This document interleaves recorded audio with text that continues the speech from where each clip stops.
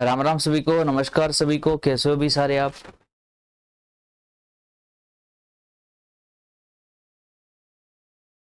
ठीक हो? स्वस्थ हो? तैयारी अच्छी चल रही होगी आपकी। हाँ जी। Swati Pal ji good afternoon. Yogesh Mishra ji, Shalu Yadav good morning, good afternoon, sorry good morning क्या, गुड आफ्टरनून। नमस्कार, राम राम सभी को। सत श्री अकाल, राधे राधे, जय श्री राम।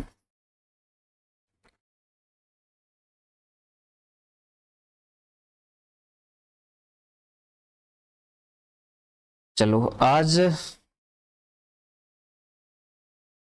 फिर से करंट जीके के 25 एमएसक्यू जनवरी 2026 से लेकर जुलाई 2026 तक,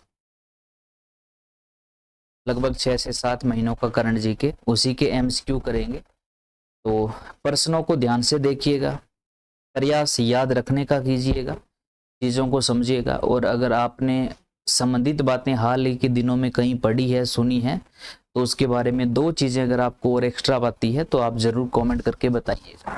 ठीक है, चलो भाई करें शुरू आज की करंट जीके की क्लास। पीडीएफ फाइल तो गजेंद्र रसिक जी अपलोड करवा दी है। पीडीएफ तो हर अपलोड हो रही है। पीडीएफ वाला इशू चल ही रहा है क्या? कृष्णकांत राजपूत जी, मेरी बुक आ गई है जियोग्राफी वाली। जरूर कृष्णकांत जी बताइएगा भी कैसी रही बुक वो। उसके पीछे बिल्कुल व्हाट्सएप नंबर दे रखे हैं, जो व्हाट्सएप नंबर मेरे पास ही चलते हैं। उस व्हाट्सएप के ऊपर आज आप मेरे साथ जुड़ सकते हो, अपना रिव्यू दे सकते हो। और उस बुक के अंदर किसी भी प्रकार का आपको डाउट लगे तो वो डाउट उस व्हाट्सएप के माध्यम से आप मेरे से क्लियर कर सकते हो। तो उस व्हाट्सएप के ऊपर जरूर मुझे मेरे साथ जुड़िएगा, अपना रिव्यू दीजिएगा कि बुक आपको वो कैसी लगी है। अगर बढ़िया लगे तो और भी साथियों को बताइएगा जरूर। ठीक है, चलो भाई आशीष कुमार जी बिल्कुल स्टार्ट करने के लिए आए हैं भाई, आए हैं 24 घंटे बाद जुड़े हैं, तो 1-2 मिनट थोड़ा साथियों के साथ ना हालचाल पूछने दो, फिर पढ़ना तो है ही। बजट वाली पीडीएफ कल मैंने पास में बैठकर अपलोड करवाई है भाई। बजट वाली जो क्लास है ना, उस क्लास से एक क्लास आगे या एक क्लास पीछे कहीं देखो, अपलोड तो कल मैंने खुद करवाई थी पास में बैठकर, और मेरे सामने अपलोड हुई है। हाँ, कल वाली क्लास का मैं कह नहीं सकता, कल वाली क्लास का मैं बोल देता हूँ अभी, है ना, कल वाली क्लास का मैं बोल देता हूँ। अमन सर, कल वाली क्लास की पीडीएफ फाइल अपलोड यार, एक बजट वाली फाइल। वो बजट वाली कॉमेडी क्यों कर रहे हैं बच्चे फिर? आप करो यार, वो दोनों चेक करना। चलो भाई करते हैं फिर शुरुआत। पहला प्रश्न आपकी स्क्रीन पर ये रहा।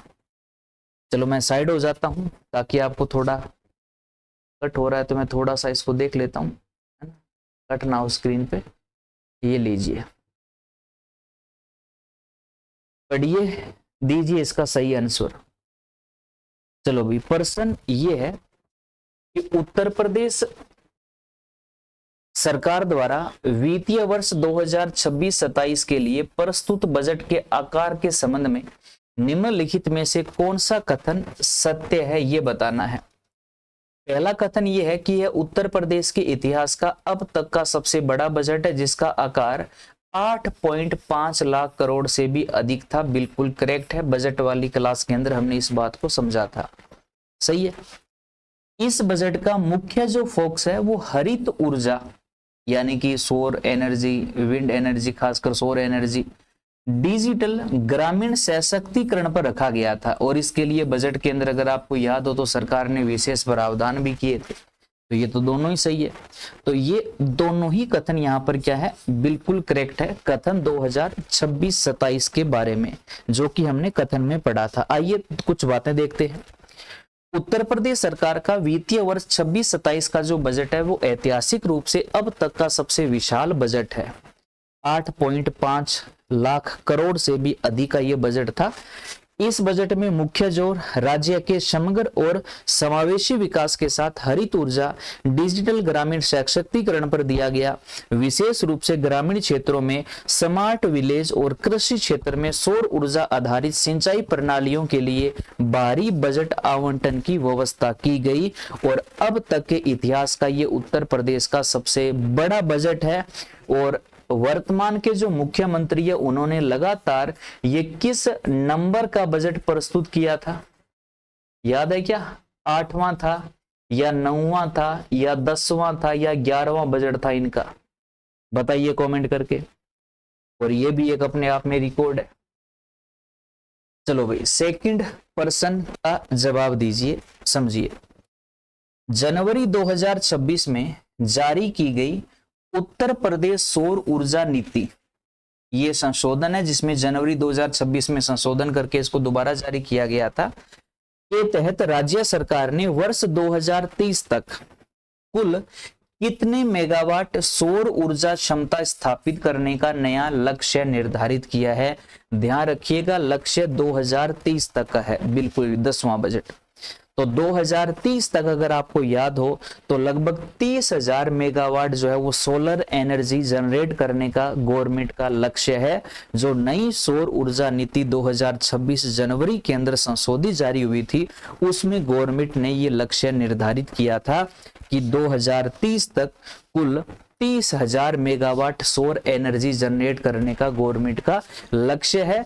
और अगर इस मेगावाट को मान लो गीगावाट में पूछ लिया जाए तो फिर वो 30 गीगावाट हो जाएगा। कितना हो जाएगा? 30 गीगावाट, यानी कि 1 गीगावाट में 1000 मेगावाट है, तो 30 गीगावाट में 30,000 मेगावाट है। ठीक, चलो देखिएगा, उत्तर प्रदेश सरकार ने अपनी महत्वाकांक्षी संशोधित सौर ऊर्जा नीति जो कब जारी हुई थी? जनवरी 2026 में, के तहत वर्ष 2030 तक कुल सौर ऊर्जा उत्पादन क्षमता का लक्ष्य बढ़ाकर 30,000 मेगावाट या 30 गीगावाट कर दिया है। इस विशाल लक्ष्य के अंतर्गत 10,000 मेगावाट क्षमता वाले छतों पर स्थापित किए जाने वाले रूफटॉप सोलर प्रणालियों और कृषि फीडरों के 100% सौरकरण के माध्यम से प्राप्त किया जाएगा। और जो ये रूफटॉप सोलर है इसके लिए पीएम मुफ्त सूर्यघर बिजली योजना चलाई जा रही है, जिसमें सब्सिडी सरकार के द्वारा कितनी मिल रही है? 78,000 रुपए की गवर्नमेंट इसमें सब्सिडी दे रही है। तो सब्सिडी वाला प्रावधान जरूर याद रखिएगा, सेंट्रल गवर्नमेंट का प्रोजेक्ट है। चलो भाई, नेक्स्ट पर्सन बताइएगा। हाल ही में यानी कि मार्च 2026 की बात है, घोषित उत्तर प्रदेश कृषि निर्यात नीति। तो पहली बात तो कि उत्तर प्रदेश में वर्तमान में कौन सी कृषि निर्यात नीति लागू है? तो 2026 वाली, जो मार्च 2026 में प्रदेश में लागू हुई थी। के संदर्भ में निम्नलिखित कथनों पर विचार करने हैं और ये 2 कथन है, इसमें कौन से सही है कौन से गलत है उस हिसाब से आपको बताना है। पहला, इस नीति का लक्ष्य कृषि निर्यात को वर्तमान स्तर के दुगुना करना है, बिल्कुल सही है। इसके तहत राज्य के प्रत्येक मंडल में विशेष कृषि निर्यात हब की स्थापना की जाएगी, स्पेशल एग्रीकल्चर एक्सपोर्ट हब स्थापित किया जाएगा। ये भी इस निर्यात नीति में गवर्नमेंट ने इसका भी उल्लेख किया है। तो यहाँ पर दोनों ही कथन क्या है? बिल्कुल सही है। और वर्तमान में उत्तर प्रदेश कृषि निर्यात नीति 2026 वाली है जो मार्च 2026 में लागू हुई थी। ठीक, और इसमें दोनों ही कथन करेक्ट है। मार्च 2026 में घोषित उत्तर प्रदेश कृषि निर्यात नीति का मुख्य उद्देश्य राज्य में कृषि और प्रसंस्कृत खाद्य उत्पाद जैसे बासमती चावल, आम, आलू, ताजी सब्जियां के निर्यात को वर्तमान स्तर से दुगुना करना है। इस उद्देश्य की सुगमता के लिए बुनियादी ढांचे को मजबूत करने के लिए राज्य के सभी मंडल मुख्यालयों पर विशेष एकीकृत कृषि निर्यात हब स्थापित किए जाएंगे।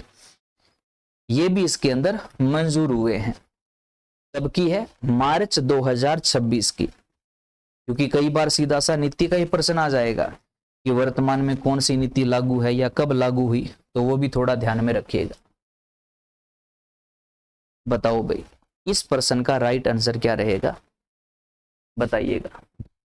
ये एक ऐसा ही प्रश्न कल वाली सीरीज के अंदर भी हमने किया था, लेकिन उसमें और इसमें फर्क है, मिक्स मत कर लेना। वो तो बुंदेलखंड वाले में था, झांसी वाले बेल्ट में, लेकिन ये उससे अलग है।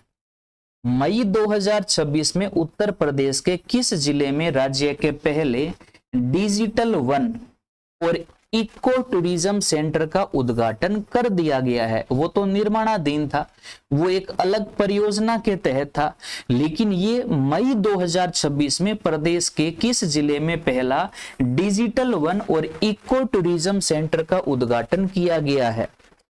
इसके अंदर मतलब इस प्रकार से कि गवर्नमेंट एक स्कैनर लगाती है, उसको जब आप स्कैन करोगे वहां पर जाकर, तो स्कैन करने के बाद वहां पर कौन कौन सी वनस्पतियां हैं, कौन कौन से जीव जंतु है, उनका पूरा बायोडाटा आपको मोबाइल के अंदर शो हो जाएगा।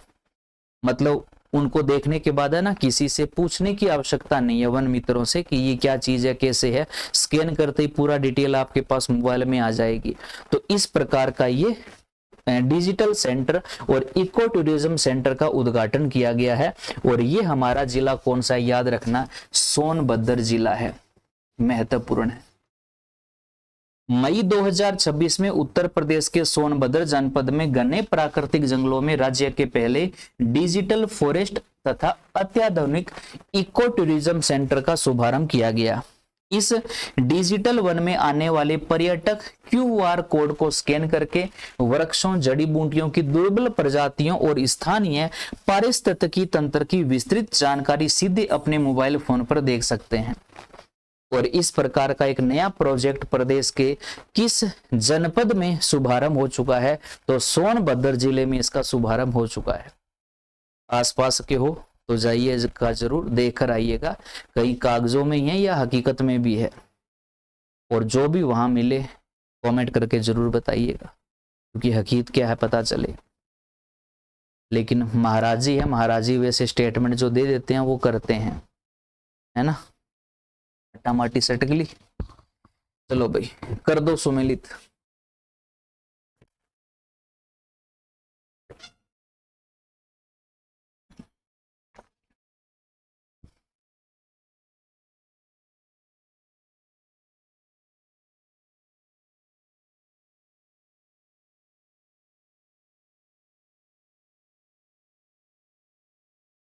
परियोजना है और संबंधित जिला है।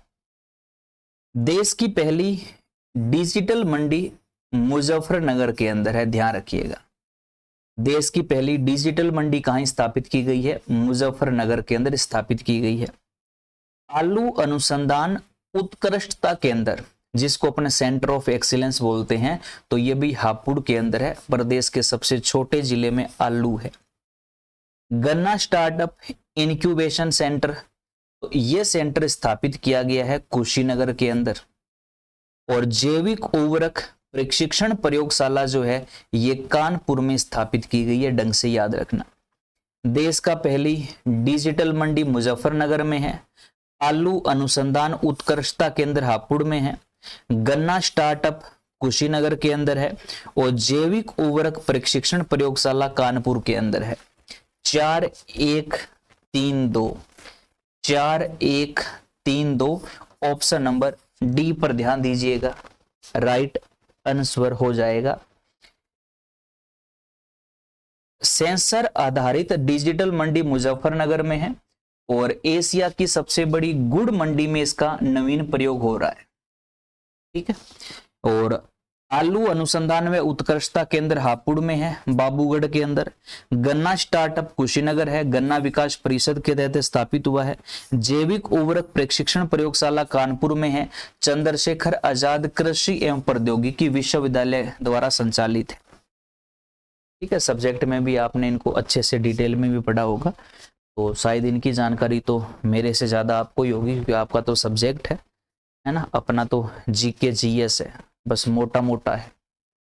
देखिएगा, जून 2026 में उत्तर प्रदेश सरकार ने किस नई नीति को मंजूरी दी है, जिसका उद्देश्य थाली के प्रबंधन से बायोगैस और जैविक खाद का निर्माण करना है जून 2026 में। और पराली वाला तो हर सीजन के अंदर मुद्दा काफी गर्म रहता है पंजाब हरियाणा वाले बेल्ट में, लेकिन उत्तर प्रदेश के अंदर भी अब एक ऐसी नीति को मंजूरी मिली है जिसमें पराली से बायोगैस और जैविक खाद का निर्माण किया जाएगा। जून 2026 में यूपी गवर्नमेंट ने उस नीति को स्वीकृति दी है। उस पॉलिसी का नाम क्या है? UP crop residue management policy 2026, UP compressed biogas संवर्धन नीति 2026, यूपी बायोमास एनर्जी अलायंस नीति 2026, हरित कृषि ऊर्जा नीति 2026। कौन सा है भाई बताओ? रेशम मौर्य जी सी नंबर कह रहे हैं, आने दो आने दो। Satyendra Singh G D number कह रहे हैं। देखे, चलो भाई, सिम खुल जा, नहीं खुला, अब खुलेगा। तो याद रखना, इसके लिए यूपी कंप्रेस्ड बायोगैस संवर्धन नीति 2026 जारी हुई है। CBG policy 2026, UP compressed biogas संवर्धन नीति 2026। क्या है इसमें? जून 2026 में उत्तर प्रदेश कैबिनेट ने यूपी कंप्रेस्ड बायोगैस संवर्धन नीति 2026 को मंजूरी दी है। इस क्रांतिकारी नीति के तहत यदि कोई उद्यमी पराली और अन्य कृषि अवशेषों का प्रसंस्करण कर CBG प्लांट स्थापित करता है तो राज्य सरकार उसे संयंत्र स्थापना की कुल लागत का काम का है 25% या अधिकतम 5 करोड़ तक की वित्तीय सब्सिडी देगी। इससे पर्यावरण प्रदूषण और पराली दहन दोनों का समाधान होगा। तो इस पॉलिसी के अंदर सरकार ऐसी कंपनियों को बढ़ावा देने के लिए, ऐसे संयंत्रों को बढ़ावा देने के लिए कम से कम 25% की सब्सिडी का प्रावधान किया है। अगर कोई मान लो बहुत बड़ा प्रोजेक्ट लगा रहा है तो सरकार ने कहा कि हम अधिकतम 5 करोड़ तक की सब्सिडी आपको प्रोवाइड करवा देंगे, और अगर कोई छोटा प्रोजेक्ट लगा रहा है तो हम आपको इसमें 25% की सब्सिडी दे देंगे। पराली की दिक्कत भी खत्म होगी और बायोगैस भी बन जाएगी, दोनों चीजें कवर हो जाएगी।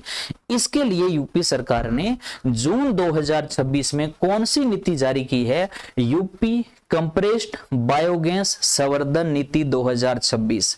कब जारी की गई? जून 2026 के अंदर। सर लिखना है, थोड़ा स्लो चलिए। संजय कुमार जी, अच्छा साथ में लिख भी रहे हो क्या? पीपीटी तो वैसे मिल जाती है, PDF फाइल मिल जाएगी आप, है ना, लिखने के अंदर तो मेरे हिसाब से। बाकी आपको जो ठीक लगे बढ़िया बात है, अच्छा काम कर रहे हो आप, लिख रहे हो इसका मतलब बहुत बेहतरीन काम कर रहे हो आप। लेकिन PDF फाइल मिल जाएगी तो उसके बाद आप इसको ना और अच्छे सुंदर आप करंट के नोट्स आप रेडी कर सकते हो। बाकी अपने थोड़े स्लो चलेंगे, कोई दिक्कत नहीं है। चलो भाई अगला प्रश्न बताइएगा। प्रश्न है, फरवरी 2026 में आयोजित Uttar Pradesh global investor summit 2.0 के दौरान कृषि और खाद्य प्रसंस्करण क्षेत्र में सबसे अधिक निवेश प्रस्ताव राज्य के किस क्षेत्र को प्राप्त हुए हैं? बुंदेलखंड क्षेत्र को, पूर्वांचल क्षेत्र को, पश्चिमांचल को या मध्य उत्तर प्रदेश को? कौन से समिट में? Uttar Pradesh global investment summit 2.0। इसमें कृषि और खाद्य प्रसंस्करण वाले क्षेत्र में सबसे ज्यादा जो निवेश प्रस्ताव है वो राज्य के किस क्षेत्र के लिए प्राप्त हुए हैं? बताइएगा। पूर्वांचल को है या पश्चिमांचल को है या बुंदेलखंड को है या मध्य उत्तर प्रदेश को है ना। औद्योगिक क्षेत्र में 4 क्षेत्र है ना, पूर्वी, पश्चिमी, केंद्रीय यानी कि मध्य और एक बुंदेलखंड वाला। तो 4 में से किस क्षेत्र में सबसे ज्यादा निवेश प्रस्ताव जो है वो मंजूर हुए हैं? बताइएगा। पूर्वांचल, हाँ, सबसे विकसित अगर कोई है तो सबसे विकसित तो पश्चिमांचल है, लेकिन जनसंख्या और क्षेत्रफल में सबसे बड़ा पूर्वांचल है ना, आप सबको पता है। बात किसकी हो रही है? कृषि और खाद्य प्रसंस्करण की हो रही है। और एग्रीकल्चर वाले सेक्टर में अगर हम बात करें तो एग्रीकल्चर वाले सेक्टर में सबसे संपन्न अपना जो एरिया है वो मध्य और पूर्वांचल वाला बेल्ट है। पश्चिमांचल जो एरिया है वो इंडस्ट्री में सबसे संपन्न है, तो उससे संबंधित जो कंपनियां आएगी वो कच्चा माल जहां उनको ज्यादा मिलेगा वहीं पर इन्वेस्टमेंट करेगा। तो पूर्वांचल में सबसे ज्यादा निवेश के प्रस्ताव को मंजूरी मिली है। फरवरी 2026 में आयोजित यूपी ग्लोबल इन्वेस्टमेंट समिट 2.0 के दौरान कृषि, बागवानी और खाद्य प्रसंस्करण क्षेत्र में सबसे अधिक जो एमओयू तथा निवेश प्रस्ताव जो है वो पूर्वांचल क्षेत्र के लिए हस्ताक्षरित किए गए हैं। विशेष रूप से गोरखपुर, वाराणसी, मिर्जापुर और देवरिया जिलों के अंदर यह क्षेत्र अपनी उपजाऊ भूमि और बढ़ती कनेक्टिविटी के कारण एग्रो प्रोसेसिंग का नया केंद्र बन रहा है। कौन? पूर्वांचल। इसीलिए यहां पर सबसे ज्यादा इन्वेस्टमेंट के प्रस्ताव मंजूर हुए हैं और सबसे ज्यादा यूपी गवर्नमेंट ने एमओयू हस्ताक्षर भी कंपनियों के साथ इसी बेल्ट में किए हैं कि एक तो यहां पर उपजाऊ भूमि ज्यादा है और गंगा एक्सप्रेसवे अपने आप में यहां पर एक बहुत बड़ा अपना रोल प्ले करेगा। याद रखिएगा, कभी ना कभी उसका सबसे बड़ा रोल पूर्वांचल को आगे ले जाने में आपको एक दिन मिलेगा। मिर्जापुर से हो आशु पटेल जी, क्या बात है भाई।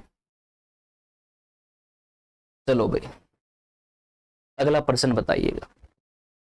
उत्तर प्रदेश सरकार द्वारा वर्ष 2026 में आरंभ किए गए मिशन 1 ट्रिलियन के तहत कृषि क्षेत्र की विकास दर को कितने प्रतिशत तक ले जाने का लक्ष्य रखा गया है? यानी कि उत्तर प्रदेश की जो अर्थव्यवस्था है वो 1 ट्रिलियन की बनेगी। 2026 में प्रारंभ किया गया था मिशन, उसके लिए यूपी गवर्नमेंट हर सेक्टर में बढ़ चढ़कर काम कर रही है, हर सेक्टर के अंदर भर भर के बजट दे रही है। तो उसमें यह कहा गया कि कृषि क्षेत्र की जो विकास दर है वो कितने प्रतिशत तक ले जाने का लक्ष्य रखा गया है, ताकि 1 ट्रिलियन वाला जो मिशन है वो हम टाइम रहते अचीव कर सके। 5.5%, 8%, 10.5% या 12%। याद रखना किसकी बात कर रहा है? कृषि क्षेत्र की बात कर रहा है कि कृषि क्षेत्र की विकास दर को कितने प्रतिशत तक ले जाने का यूपी गवर्नमेंट ने लक्ष्य रखा है 1 ट्रिलियन की अर्थव्यवस्था यूपी को बनाने के लिए, ताकि भारत का जो विजन है देश का उसमें पूरा होने में उत्तर प्रदेश का सबसे बड़ा रोल हो। तो इसमें कृषि क्षेत्र में याद रखना 12% की विकास दर का गवर्नमेंट ने लक्ष्य रखा है। उत्तर प्रदेश को 1 ट्रिलियन की अर्थव्यवस्था बनाने की दिशा में कृषि को सबसे मजबूत आधार स्तंभ माना गया है। पहली बात, वर्ष 2026 में राज्य योजना आयोग द्वारा जारी की गई रणनीति के अनुसार प्राथमिक सेक्टर जिसमें कृषि, बागवानी, पशुपालन, डेयरी में वार्षिक विकास दर का महत्वपूर्ण लक्ष्य 12% निर्धारित किया गया है, जो कि वर्तमान में लगभग 6.5% है। मतलब इसको दुगना करना पड़ेगा। इस पर गवर्नमेंट और आम जन के पूरा इसमें एक मतलब हर तरीके से ध्यान देना पड़ेगा, जिसमें कृषि भी है, बागवानी भी है, पशुपालन भी, डेयरी, यानी कि पूरा जो प्राथमिक सेक्टर है ना, इसका विकास दर का आंकड़ा 12% का निर्धारित किया गया है। और प्राथमिक सेक्टर का मतलब इसमें एग्रीकल्चर भी है, बागवानी भी है, पशुपालन भी है और डेयरी फार्म भी है। ये चारों सेक्टर प्राथमिक सेक्टर है। तो प्राथमिक सेक्टर के अंदर 12% की विकास दर का लक्ष्य यूपी गवर्नमेंट ने रखा है 1 ट्रिलियन की अर्थव्यवस्था बनाने के लिए। जो लक्ष्य है उसको पूरा करने के लिए, हाँ बिल्कुल 2029 तक उत्तर प्रदेश का लक्ष्य है। चलो बताइएगा भाई। नेक्स्ट प्रश्न देखिएगा, मुख्यमंत्री कृषक दुर्घटना कल्याण योजना के तहत अप्रैल 2026 में किए गए नए संशोधन के अनुसार अब भूमिहीन कृषि श्रमिकों के अलावा निम्नलिखित में से किन्हें भी इन योजना का पात्र माना जाएगा? मुख्यमंत्री कृषक दुर्घटना कल्याण योजना में पहले पात्र केवल भूमिहीन किसान थे, लेकिन अब इसमें अप्रैल 26 में एक संशोधन किया गया और इसमें पात्रता एक अलग सेक्टर को दी गई। वो सेक्टर कौन सा है? केवल अनुबंध पर खेती करने वाले किसान, केवल पट्टेदार और मछुआरे समुदायों के लोग हैं, बटाईदार किसान और कृषि कार्यों में लगे दिहाड़ी मजदूर दोनों हैं, या केवल सीमांत किसान जिनकी भूमि 1 हेक्टेयर से कम है, कौन है?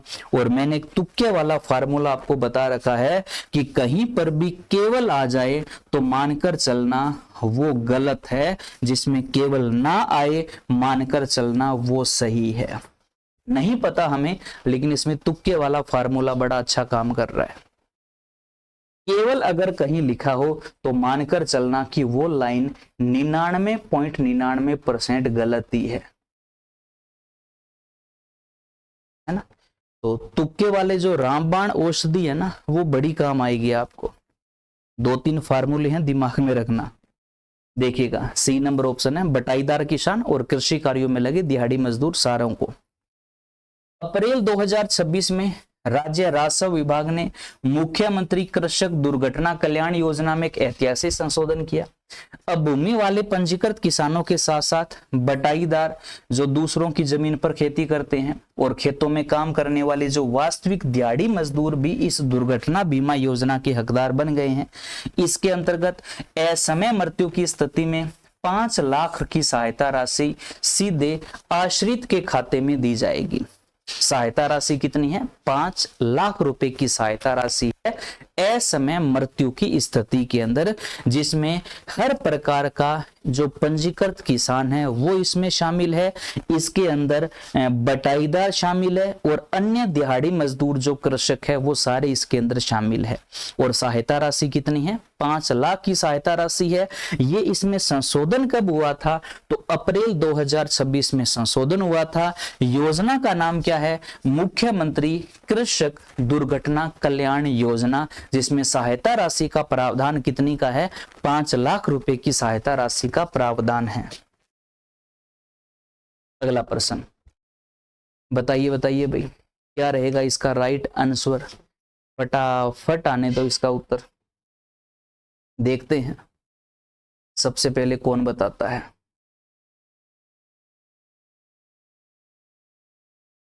देखिएगा, मार्च 2026 में जारी इंडिया जस्टिस रिपोर्ट, जिसको IGR बोलते हैं, और सुशासन सूचकांक में महिलाओं के विरुद्ध अपराधों की रोकथाम और त्वरित न्याय प्रणाली के मामले में उत्तर प्रदेश का देश में कौन सा स्थान रहा?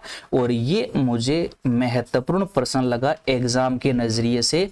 मार्च 2026 में जो इंडिया जस्टिस रिपोर्ट आई है उसमें महिलाओं के ऊपर अत्याचार की रोकथाम के लिए और बहुत जल्दी कार्रवाई के मामले में उत्तर प्रदेश देश में किस नंबर पर रहा है। ये हमारे प्रदेश के लिए एक बहुत अच्छी न्यूज है, अच्छी रैंक है, इसलिए एग्जाम के लिए बड़ा काम का है। और महाराज जी की कृपा से हम देश में किस रैंक पर है? पहली रैंक पर है इस मामले के अंदर। मार्च 2026 में जारी की गई रिपोर्ट के अनुसार मिशन शक्ति कार्यक्रम के बेहतरीन क्रियान्वयन, महिला थानों और पिंक बूथों की संख्या में रिकॉर्ड वृद्धि तथा कोर्ट रूम्स में तीव्र डिजिटलीकरण के माध्यम से मुकदमों में त्वरित निपटान में उत्तर प्रदेश ने पूरे देश में प्रथम स्थान हासिल किया है। कानून व्यवस्था के क्षेत्र में यह एक बहुत बड़ा प्रशासनिक सुधार है, जिसमें आज हमारा प्रदेश देश के अंदर पहली रैंक पर है। और आज से अगर 20 साल पहले मुड़कर अगर देखा जाए तो वो चीज सोचते हैं तब भी थोड़ा सा कंपकंपी आती है, लेकिन आज इस मामले में हमारा प्रदेश देश के पहले नंबर पर है।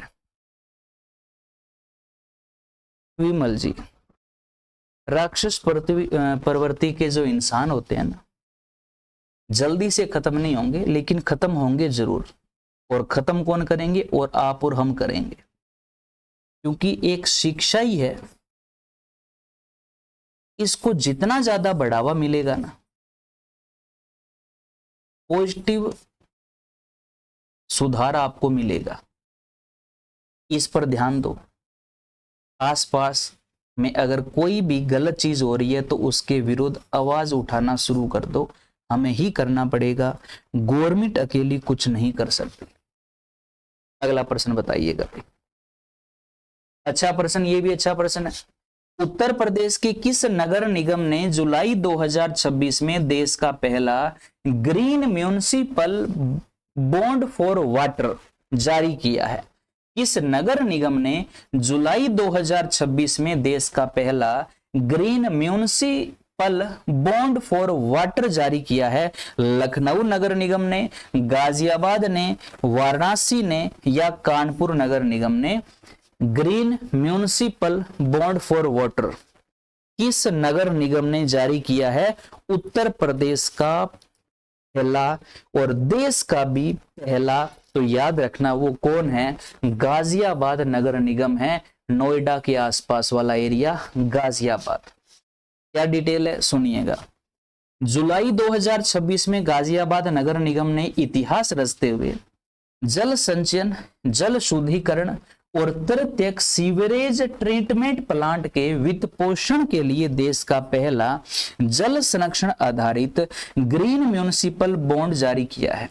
इसके तहत इसके माध्यम से गाजियाबाद नगर निगम ने 150 करोड़ रुपए का निवेश जुटाया, जो शहर में रिसाइकलिंग आधारित जलापूर्ति परियोजना में लगाया जाएगा। और ये उत्तर प्रदेश का पहला है ही है, लेकिन ये पूरे देश का पहला है green municipal bond of water, देश का पहला है। गाजियाबाद नगर निगम ने ये जारी किया है। अगला प्रश्न बताइएगा भाई, ये भी महत्वपूर्ण है भाई, इसको भी कम नहीं मानना, महत्वपूर्ण है। प्रश्न समझोगे तो आपको समझ आएगा कितना महत्वपूर्ण है। उत्तर प्रदेश के किस जिले में गंगा नदी के संरक्षण और जैविक खेती अनुसंधान के लिए राष्ट्रीय गंगा जैविक खेती एवं मृदा स्वास्थ्य संस्थान की स्थापना अप्रैल 26 में की गई? गंगा नदी के संरक्षण के लिए और जैविक खेती के लिए किस जिले के अंदर राष्ट्रीय गंगा जैविक खेती एवं मृदा स्वास्थ्य संस्थान की स्थापना की गई और कब की गई? अप्रैल 2026 में। तो बताओ कौन है? प्रयागराज है, वाराणसी है, मिर्जापुर है या कानपुर है? कौन है, कहां है? कानपुर में है, वाराणसी में है, कहाँ है? बताओ बताओ। चलो खोलते हैं पन्ने। देखो, अप्रैल 2026 में वाराणसी में इस राष्ट्रीय संस्थान का उद्घाटन किया गया। कहां पर? वाराणसी के अंदर। यह संस्थान मुख्य रूप से गंगा नदी के किनारे 5 किलोमीटर के प्राकृतिक खेती क्लस्टर में होने वाली जैविक खेती के वैज्ञानिकी प्रशिक्षण, मृदा स्वास्थ्य कार्ड के वितरण तथा बिना किसी रसायन के उच्च उत्पादकता प्राप्त करने वाले शोध कार्यों का देश का शीर्ष केंद्र होगा। और यह कहाँ होगा? तो ये वाराणसी में होगा, जिसकी स्थापना कब की गई? अप्रैल 2026 में स्थापना की गई, जिसका मेन मोटिव है गंगा को भी साफ रखना, जैविक खेती को भी बढ़ावा देना और मृदा स्वास्थ्य के प्रति भी ध्यान देना। तीनों काम करेगा। कहां पर स्थापित हुआ है? वाराणसी के अंदर। बताइएगा भाई, बताओ फटाफट, याद रखने का भी प्रयास करना। वर्ष 2026-27 के राज्य बजट में मुख्यमंत्री युवा स्वरोजगार योजना बजट में जिक्र किया था, के तहत कृषि उद्यम एग्री बिजनेस शुरू करने के लिए अधिकतम ऋण सीमा को बढ़ाकर कितना कर दिया है? और ये हमारे लिए महत्वपूर्ण है। जो अगर एग्रीकल्चर कोई उद्यम स्थापित करता है तो उसमें सरकार जो ऋण देती है उसकी सीमा को बढ़ाकर कितना कर दिया? 15 लाख रुपए कर दिया, 25 लाख कर दिया, 30 लाख कर दिया या 50 लाख कर दिया। ऋण की राशि को बढ़ाकर वर्तमान में कितना कर दिया? बताओ भाई, कितना सरकार लोन देगी? अब कितना देगी? बताओ बताओ। क्योंकि देखो पहले क्या था? पहले 25 लाख था, है ना, लेकिन अब कितना कर दिया? 30 लाख कर दिया। सुनिएगा, मुख्यमंत्री युवा स्वरोजगार योजना के अंतर्गत, योजना का नाम भी काम का है, मुख्यमंत्री युवा स्वरोजगार योजना। अब कोई भी स्नातक तथा कृषि डिप्लोमा धारक यदि ग्रामीण क्षेत्र में कोल्ड स्टोरेज, पैकिंग हाउस या एग्रो क्लिनिक जैसे कृषि व्यवसाय स्थापित करता है, कोई भी कृषि व्यवसाय अगर स्थापित करता है तो ऋण की अधिकतम सीमा 25 लाख से बढ़ाकर 30 लाख रुपए कर दिया है। इसमें अनुसूचित जाति, जनजाति, महिला उद्यमी को 25% की सीमा तक सरकारी अनुदान भी दिया जाएगा। ये भी है, इसमें 25% के अनुदान का भी प्रावधान है।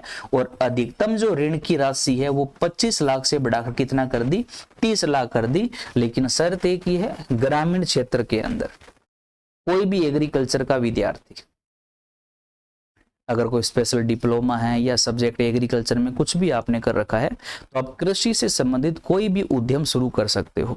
सरकार फुल सपोर्ट करेगी, अधिकतम 30 लाख रुपए तक आपको लोन देगी, लगभग ब्याज मुक्त देगी और 25% इसमें सरकार आपको बाद में अनुदान भी देगी।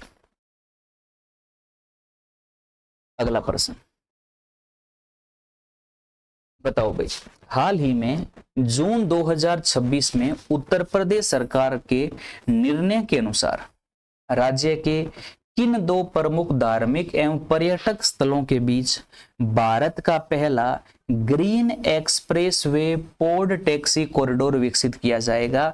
भारत का पहला green express way pod taxi corridor स्थापित किया जाएगा।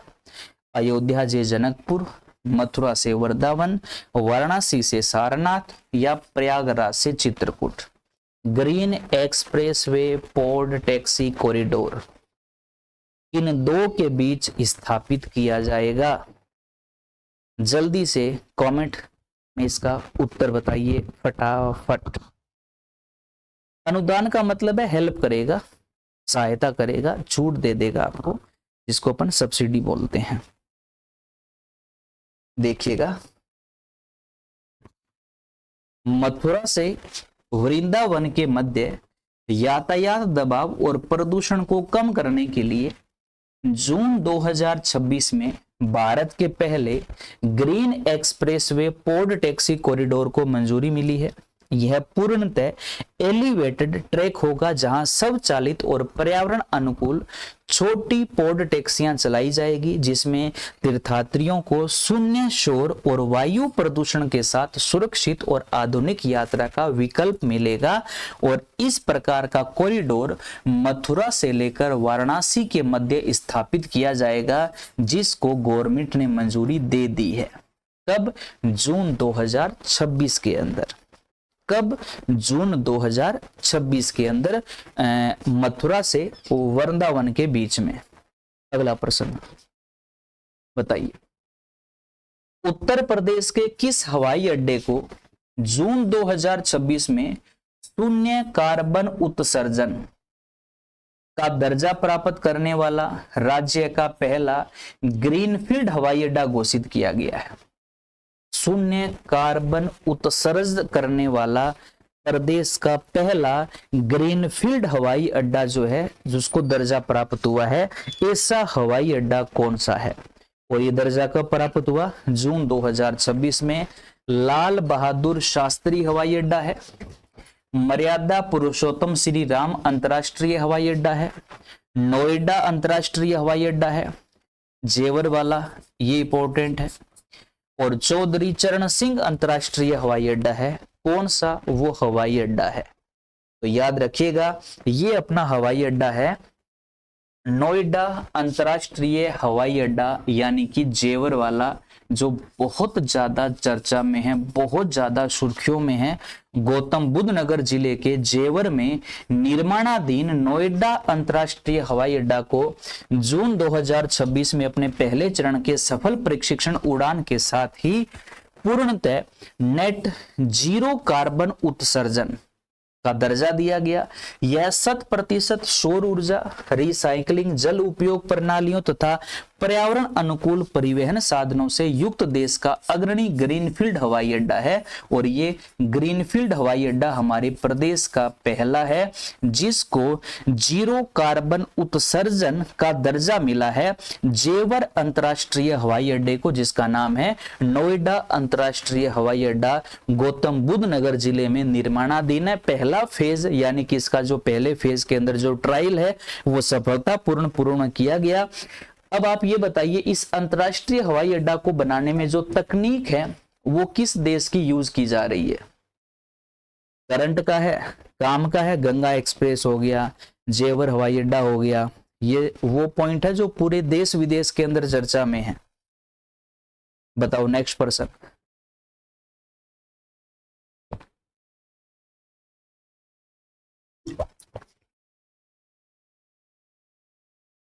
जापान। क्योंकि सहयोगी देश वाले जो पर्सन है ना, ये ज्यादा आते हैं, तो इनको थोड़ा सा ध्यान रखिएगा। चलो भाई, दो कथन है, विचार करो। पहला कथन है कि मार्च 26 में उत्तर प्रदेश के सोनभद्र जिले में सोने और लिथियम के नए विशाल भंडारों की खोज भारतीय भूवैज्ञानिक सर्वेक्षण द्वारा की गई है। कहां कहां पर? सोनभद्र जिले में। किसकी? गोल्ड की और लिथियम की। सोनभद्र में खोज की गई है, सही है। उत्तर प्रदेश देश का पहला ऐसा राज्य बन गया जहां लिथियम के वाणिज्यिक खनन, कॉमर्शियल माइनिंग के लिए फ्रेमवर्क तैयार किया जा रहा है। देखो, लिथियम का उत्खनन तो और भी बहुत सारे राज्यों में होता है, लेकिन वाणिज्यिक जो खनन है ना, वो करने वाला प्रदेश, देश का पहला राज्य उत्तर प्रदेश बना है। और लिथियम पहले कहां था? ललितपुर में था, लेकिन अब सोनभद्र में भी इसके नए प्रमाण मिले हैं। सोने के भी इस यहाँ पर नए भंडार प्राप्त हुए हैं। याद रखना, मार्च 2026 में खनिजों के अंदर करंट का काम ये काम का है। मार्च 26 में सोनभद्र के खनिज ब्लॉकों में महत्वपूर्ण धातुओं के साथ लिथियम के भंडार भी मिले हैं, जो मोबाइल और इलेक्ट्रॉनिक वाहन बैटरी उद्योग के लिए वरदान है। उत्तर प्रदेश कैबिनेट ने एक त्वरित निर्णय लेते हुए खनन सुरक्षा और पर्यावरण नियमों के तहत देश का पहला कमर्शियल माइनिंग फ्रेमवर्क जारी किया है, ताकि पर्यावरण को नुकसान पहुंचाए बिना इस धातु का उत्खनन किया जा सके। और सोना और लिथियम कहां से प्राप्त हुआ है? सोनभद्र जिले से नवीन भंडार प्राप्त हुए हैं। तो खनिज वाले में करंट अपडेट ये है, जरूर ऐड कर लेना। अगला प्रश्न, ये बजट ये अपने जिक्र किया था, बजट में नहीं किया था, योजनाओं में किया था शायद, कि मुख्यमंत्री सामूहिक विवाह योजना के अंतर्गत मई 26 में राज्य सरकार द्वारा प्रति जोड़ा दी जाने वाली सहायता राशि को 51,000 से बढ़ाकर अब कितना कर दिया है? 61,000, 71,000, 81,000, 1,00,000। पहले 51,000 की सहायता राशि मिलती थी, इसी का ही जिक्र किया था, लेकिन याद रखना उस सहायता राशि में अपडेट हो गया है मई 2026 में, और 51,000 की जो सहायता राशि थी उसको अब बढ़ाकर कितना कर दिया है? तो अब उसको बढ़ाकर याद रखना 81,000 कर दिया है, मतलब सीधा सीधा 30,000 उसमें वृद्धि की है। मई 26 में मुख्यमंत्री सामूहिक विवाह योजना की सहायता राशि में वृद्धि की गई। अब समाज कल्याण विभाग द्वारा गरीब परिवारों की बेटियों के सामूहिक विवाह के आयोजन पर कुल 81,000 की राशि व्यय की जाएगी। इसमें से 60,000 सीधे वधू के बैंक खाते में डिजिटल माध्यम से ट्रांसफर किए जाएंगे और शेष राशि उपहारों और भव्य आयोजनों प्रबंधन पर खर्च की जाएगी। अब बेटी के अकाउंट में सीधी कितनी ट्रांसफर होगी? तो याद रखना 30,000, और बाकी जो 21,000 है उसमें कोई भी उपहार वगैरह, जिसको अपने दहेज का नाम भी देते हैं, तो वो उपहार के रूप में बेटी को दिए जाएंगे, जो एक बेटी के जीवन में आगे जरूरत के समान होते हैं मेन। अकाउंट के अंदर ट्रांसफर कितनी होगी रीता गिल जी? 1,00,000 है।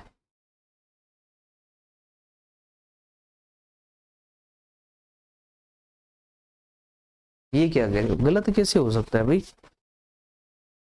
चेक करो, चेक करो।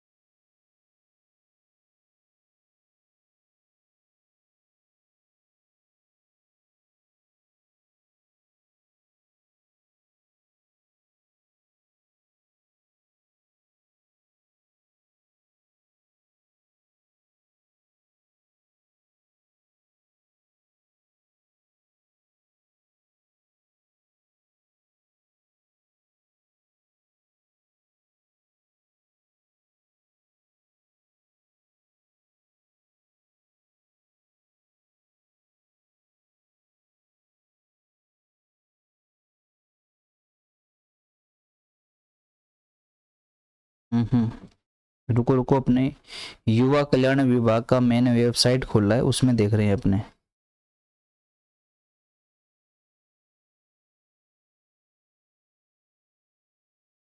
योजना का विवरण 51,000 रुपये का था। दुल्हन के खाते में 35,000 सीधी, विवाह आवश्यकता में 10,000 और अन्य खर्चे में 60,000। ये हो जाएगा, पात्रता हो गया, आवेदन प्रक्रिया हो गई। अब इसमें नया अपडेट क्या है?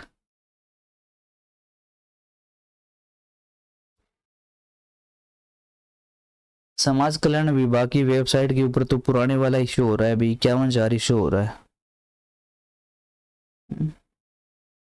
हाँ, गूगल पर तो 1,00,000 दिखा रहा होगा, लेकिन इस वेबसाइट के अंदर कोई दिखाए तब हो ना।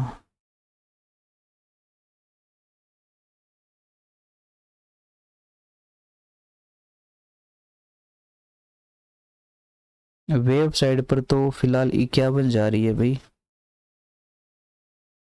हम्म।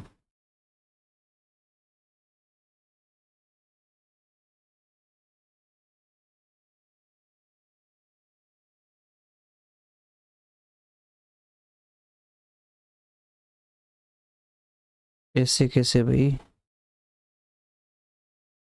नहीं, गूगल का तो मुझे नहीं पता, 1,00,000 दिखा रहा होगा, लेकिन आप है ना इसकी अगर समाज कल्याण विभाग की जो मेन ऑफिशियल वेबसाइट पर जाओगे ना, तो वहां पर आपको 51,000 रुपए शो होते हैं इस योजना के अंदर। वहां पर 81,000 भी शो नहीं हो रहे। बड़ी बात तो ये है ना।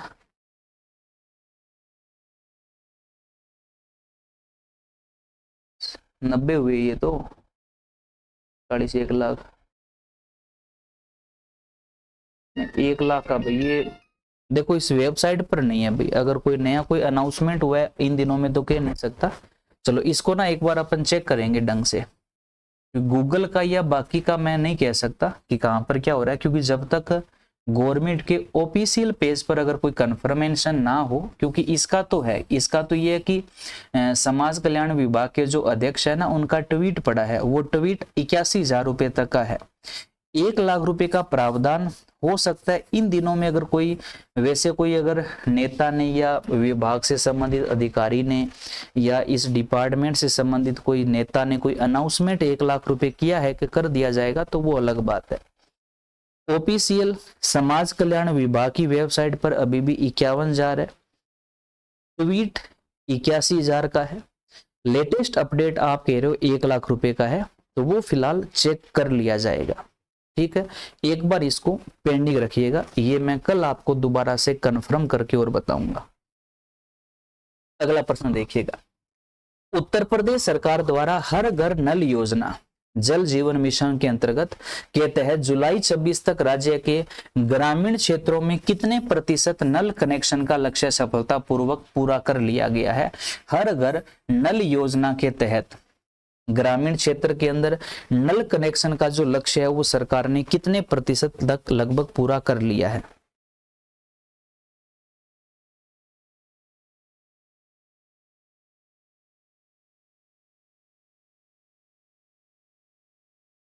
कोई बात नहीं भाई, 1,00,000 रुपया तो आप 1,00,000 को सही मानकर चलना, लेकिन मैं 1,00,000 को नहीं बोलूंगा कि 1,00,000 ही है।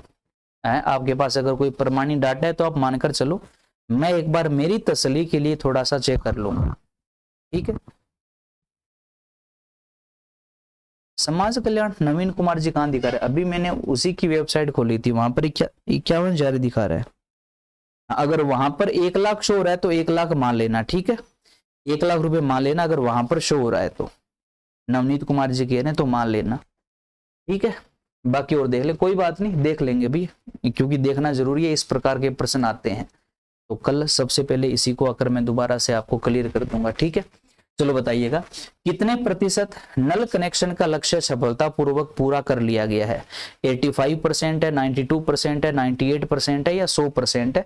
तो गवर्नमेंट का डाटा जो होगा ना वो लगभग टॉप क्लास का ही होगा। तो गवर्नमेंट 100% अपना लक्ष्य पूरा मानती है इस मामले के अंदर, हर घर नल कनेक्शन के अंदर।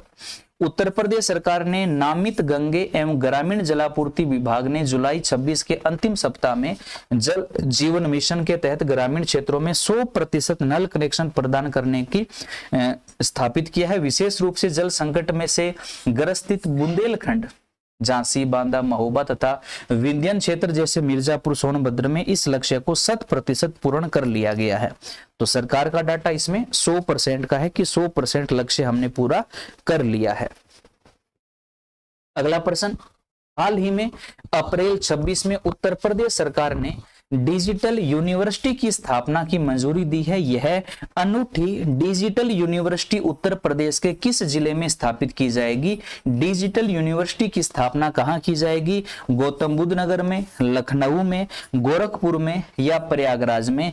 कहां पर डिजिटल यूनिवर्सिटी की स्थापना की जाएगी? जल्दी से कमेंट करके बताइएगा। डिजिटल यूनिवर्सिटी की स्थापना कहां की जाएगी? लखनऊ के अंदर।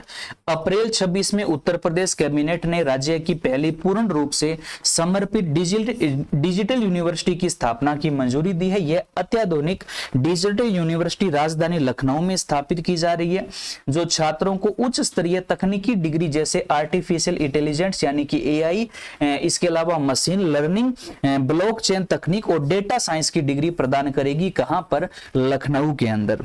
और आज का लास्ट प्रश्न है, उत्तर प्रदेश पर्यटन विभाग द्वारा अप्रैल 26 में शुरू किए गए रामायण और सूफी सर्किट एक्सप्रेस का मुख्य उद्देश्य क्या है? देखिएगा, अयोध्या और देवा शरीफ को सीधे हेलीकॉप्टर से सेवा से जोड़ना, धार्मिक और सूफी धरोहरों को सड़क व रेल कॉरिडोर से जोड़ना ताकि पर्यटकों को बढ़ावा मिले। केवल गलत हो गया। बुंदेलखंड के प्राचीन किले को जीर्णोद्धार करवाना, तो किले पर कुछ हो नहीं सकता। और इस योजना का जो है सरकार गलत है। ठीक है भाई, सरकार ही गलत है, अच्छी बात है। उत्तर प्रदेश के प्रमुख धार्मिक और सूफी धरोहरों को सड़क व रेल कॉरिडोर के माध्यम से जोड़कर पर्यटकों को बढ़ावा दिया जाएगा। उत्तर प्रदेश की साझा सांस्कृतिक विरासत गंगा जमुनी तहजीब को प्रदर्शित करने के लिए पर्यटक विभाग ने अप्रैल 26 में रामायण और सूफी सर्किट एक्सप्रेसवे लॉन्च किया। यह विशेष एकीकृत सर्किट धार्मिक पर्यटक स्थलों जैसे अयोध्या, चित्रकूट को राज्य के प्रसिद्ध सूफी केंद्रों जैसे देवा शरीफ, किचोला शरीफ, फतेहपुर सीकरी के साथ जोड़कर बुनियादी ढांचे और पर्यटक सुविधाओं का विकास करेगा। ठीक है, तो ये महत्वपूर्ण अपने एमसीक्यू है आज वाली क्लास के अंदर। बाकी जो एमसीक्यू है वो हम करेंगे कल। इसकी जो पीडीएफ है वो आपको मिल जाएगी, अपलोड हो जाएगी। कल वाली जो पीडीएफ है वो भी आपको अपलोड हो जाएगी। ठीक है, पीडीएफ व्हाइट कलर तो नहीं हो सकता, अब तो ये पीपीटी जनरेट हो चुकी है, इसका कलर तो चेंज कैसे करेंगे, अब तो ये हो गया है। ठीक है, तो इसकी जो भी पीडीएफ जैसी है वैसी आपको मिल जाएगी, एज इट इज जो भी है आप मोबाइल में इसको पढ़ सकते हो। ठीक है, बाकी कल करेंगे, नए एमसीक्यू लेकर आएंगे, कल उनके ऊपर चर्चा करेंगे। जुड़े रहिएगा और भूल चूक सुधार से हो कीजिएगा, अपने मिलकर कर लेंगे। 1 लाख रुपए, एक जो साथी कह रहे थे कि बाकी वेबसाइट पर 1 लाख रुपए शो हो रहा है, तो आप मान लीजिएगा, बाकी मैं थोड़ा और कंफर्म कर लूंगा, आप भी अपने स्तर पर कंफर्म कर लेना। 1 लाख रुपए की राशि है, क्योंकि ऐसी राशि वाले जो प्रश्न है वो पेपर में पूछे जाते हैं, इसको कंफर्म करना जरूरी है। ठीक है, बाकी कल मिलेंगे अपने। सबका धन्यवाद। जय हिंद, जय भारत, जय श्री राम, राधे राधे।